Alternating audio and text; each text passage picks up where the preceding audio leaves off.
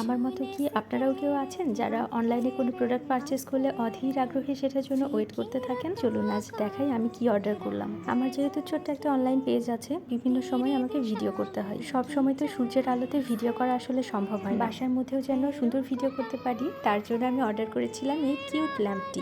ল্যাম্পটা অনলাইনে যেমনটা দেখেছিলাম, সামনাসামনি কিন্তু তার থেকে অনেক বেশি সুন্দর। আর পিঙ্ক কালারের প্রতি তো উইকনেস আছেই আমার। ল্যাম্পটা দেখতে যত না কিউট, তার থেকে বেশি কিন্তু হ্যান্ডি। এটা যে কোনো সময় যে কোনো জায়গায় ইজিলি ক্যারি করা যাবে। সব থেকে বেশি কিউট লেগেছে কান দুটো।